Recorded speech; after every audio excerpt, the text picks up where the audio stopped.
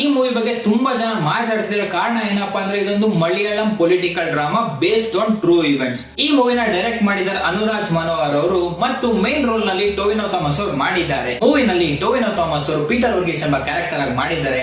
ಅವರು ಒಬ್ಬ ಕಾನ್ಸ್ಟೇಬಲ್, ಅವರನ್ನ ವೈನಾಡಲ್ಲಿ ಒಂದು ಕಾನ್ಫ್ಲಿಕ್ಟ್ ನಡೀತಾ ಇರುತ್ತೆ, ಅಲ್ಲಿಗೆ ಪೋಸ್ಟ್ ಮಾಡ್ತಾರೆ. ಆ ಸಮಯದಲ್ಲಿ ಅಲ್ಲಿ ಗೋಲ್ ಮೇಲೆ ಪೀಟರ್ ವರ್ಗೀಸ್ಗೆ ಡ್ಯೂಟಿ ಮತ್ತೆ ಮೊರಾಲಿಟಿ ಮಧ್ಯೆ ಕ್ಲಾಶ್ ಆಗುತ್ತೆ, ಡಿಲೈಮಾ ಹೋಗ್ತಾರೆ. ಗವರ್ನಮೆಂಟ್ ಮಾಡ್ತಿರೋದು ಸರಿನಾ, ಟ್ರೈಬಲ್ ಪೀಪಲ್ ಅವ್ರು ಮಾಡ್ತಿರೋದು ಸರಿನಾ ಅಂತ ಹೇಳ್ಬಿಟ್ಟು ಅದಾದ್ಮೇಲೆ ಏನೇನಾಗುತ್ತೆ ಅನ್ನೋದೇ ಸ್ಟೋರಿ. ಈ ಮೂವಿನಲ್ಲಿ ತುಂಬಾ ಚೆನ್ನಾಗಿ ವರ್ಕ್ ಆಗಿರೋದು ಏನಪ್ಪಾ ಅಂದ್ರೆ ಪೊಲಿಟಿಕಲ್ ಅಂಡರ್ ಟೋನ್ ತುಂಬಾ ಚೆನ್ನಾಗಿ ಎಕ್ಸಿಕ್ಯೂಟ್ ಮಾಡಿದ್ದಾರೆ.